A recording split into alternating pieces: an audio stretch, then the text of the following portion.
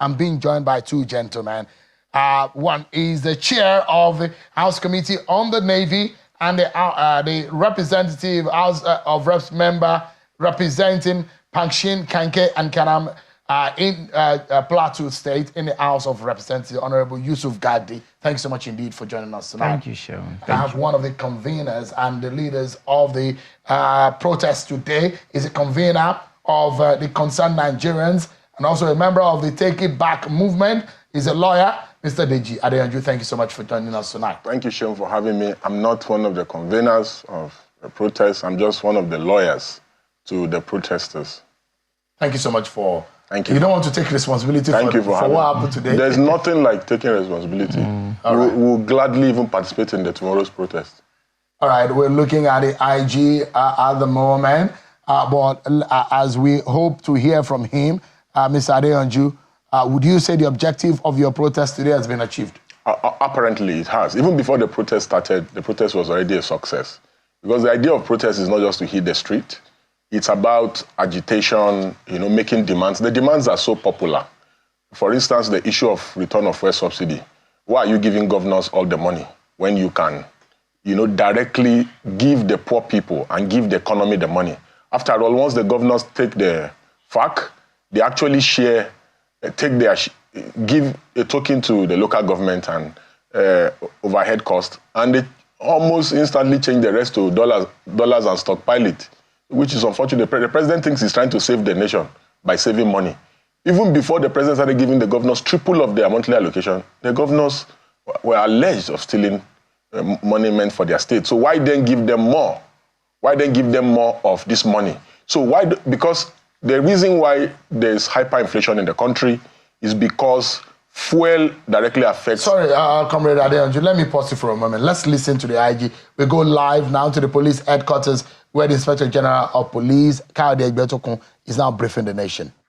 Thank you, Inspector General of Police. The Inspector General of Police, who's just been briefing the nation about the situation across the country, has told us about the attacks, the death of a police officer, the kind of casualties that we have seen on civilian population in some parts of the country. And he says that all units of the police have been placed on red alert and will move swiftly on that. The Adeyanju, you were saying earlier, you're talking about the objective, but from what you have seen or heard today from the IG, what's your immediate response to that?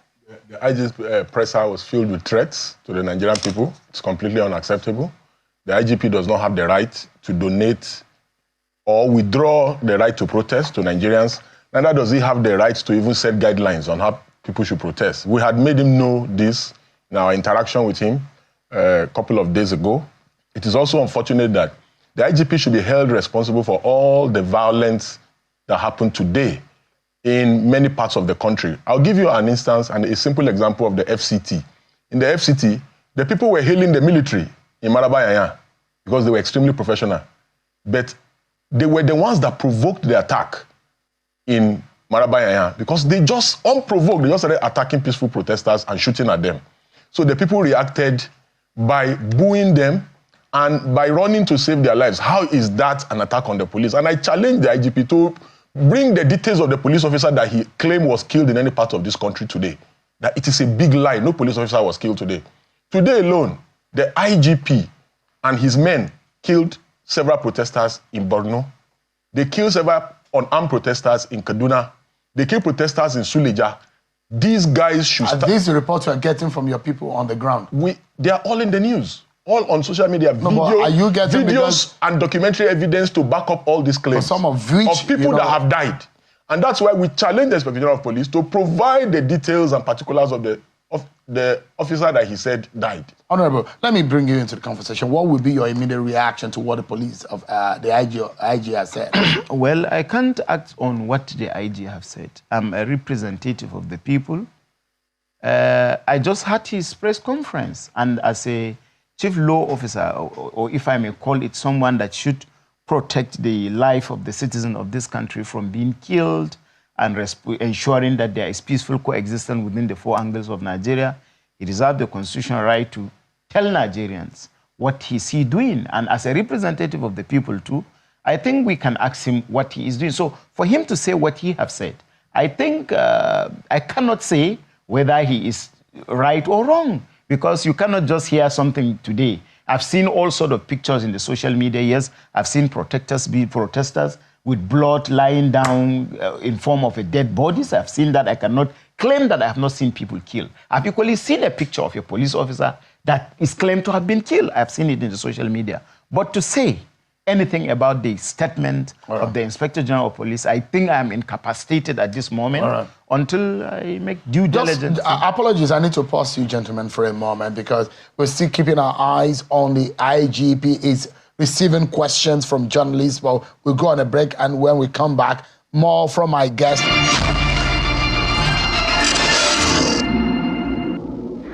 In the face of the interim order that has been flying around, I was served a copy of the court order at the venue of the protest by the FCT Police Commissioner. I've looked at the order, the face of the order. The order did not restrict Nigerians from protesting in any part of Abuja. There are defendants that are named in the face of the order. If they've served those defendants, good luck to the police. The idea of inserting persons unnamed goes to no issue, because we've done a proper review of the order. Nigerians are known people. If you want the order to apply to Nigerians, they know what to do. You have to. Someone who is not named in a suit cannot be directly affected by the suit or the positive order of the court. And in fact, with all the issues around the interim order, we still advise protesters to stay at the National Stadium. The CPFCT command was trying to force protesters into the stadium. And we said, we are not here to play a football match. We don't have to go to the turf to play football. We are at the National Stadium. And protesters were apprehensive that they wanted to lock them inside the National Stadium. And while the CP was insisting on that, we saw security vans. They drove 6 buses, 6 luxurious buses with thugs at the National Stadium.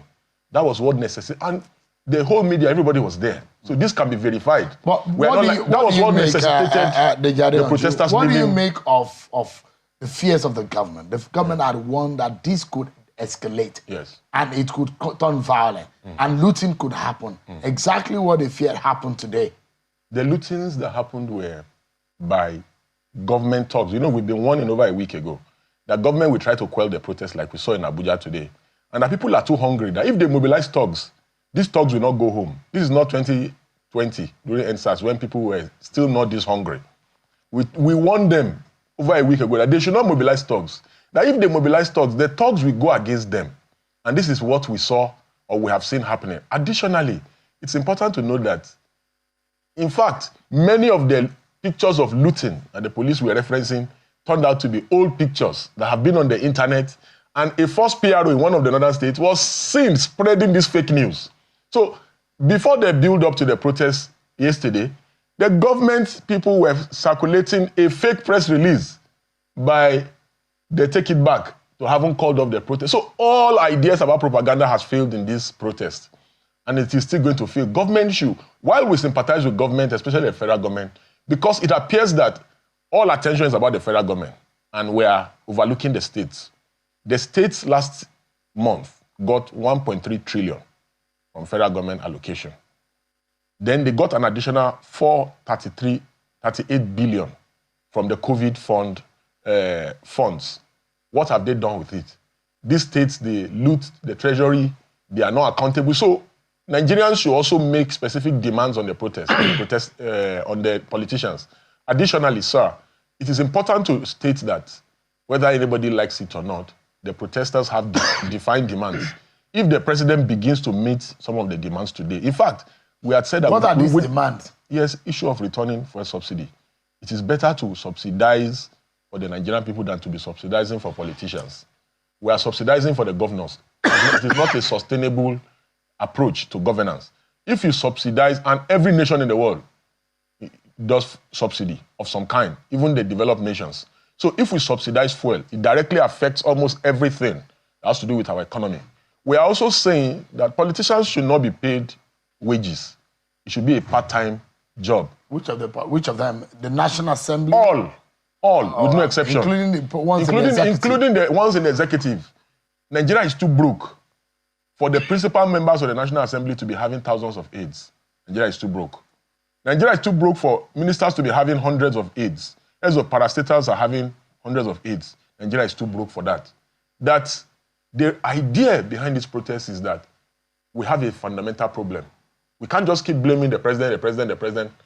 When this president came, he said he wants Nigerians to make sacrifices. Nigerians started making sacrifices from day one of this government. They were paying 167 naira. They started paying almost 700 naira per liter of fuel. Have Nigerians not sacrificed enough in the last 1 year? Look at the hyperinflation. The sacrifice of Nigerians are even affecting the economy. It is time for the politicians to also make sacrifices. Another demand of the protesters is the issue of insecurity. I didn't know that the police can suddenly be on red alert over protest. But there's no red alert about the insecurity problems in the country. So it means it is intentional. They don't want the insecurity in the country to stop. It's some form of business. You need to see the grandstanding and the bravado. Despite all our efforts to work with the police today, all across the country, I can speak specifically for the FCT. We made concerted efforts to make sure that the protest did not degenerate in every part of the FCT. But the police, it's like they had an order from the Inspector General of Police that at some point, it was peaceful until we got to the 3-arm area. They fired more than 500 tear gas canisters. They even ran out of tear gas. Were you there? I was there live. So Nigerians were there. People made videos for the Inspector General of Police, who I do not have any problem with him, for him to come on live TV and say that it was the protesters that attacked the police. Before I allow you to go, Ebuka Obi has advised the protester that he should reduce the protest to just today. Yes. Will the protesters yield to that call? Ebuka Obi is very well respected by many stakeholders, that are offering services to the protesters. But I'm one of the lawyers representing the protesters. Do I have the right to advise the protesters that they should reduce protest to 1 But will day? you be going to the street tomorrow? Yes, of course, because the idea is to ensure that the rights of Nigerians are not violated. And people are asking for engagement. If you... We are not advanced to engagement. How do you want to make this happen? You see, that was one of the mistakes we made during NSAS. No talk, no negotiation with government at all. We don't even want to sit down with government. Today, if the president, who is the father of the nation, calls us and say, we want that, I have listened to your demands. After all, sovereignty belongs to the people, from wherein the government derives all its powers, according to Section 14 of our Constitution. And the president says, oh, my citizens, I have decided to bring back fuel subsidy. Fuel will now be sold for 200. But there are no budgets for that again. But we could suddenly make budgets for the new presidential jet. We could buy a ship. All the expenditures that we've... Look at, they took how many people to Dubai for that conference? Do you know how much we spent? There are those who say that there's been an evil about the subsidy for years. How do you want to bring back that evil? It's servicing just a few instead of the majority of Nigerians. It services our economy. Why is the president servicing the governors? Why is the president taking all the resources of the country and giving it to the governors? See, we sympathize with the president. If the president offers genuine solutions and takes specific steps to meet some of the demands of the protesters, believe me, this time will be different from the NSAS when we have a zero policy and say, we will not even listen to government. So you don't want any engagement. The only engagement you want is the president to take action.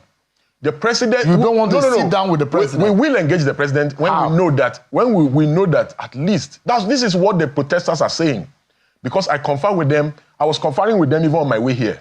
And I'll still begin to confer with them immediately.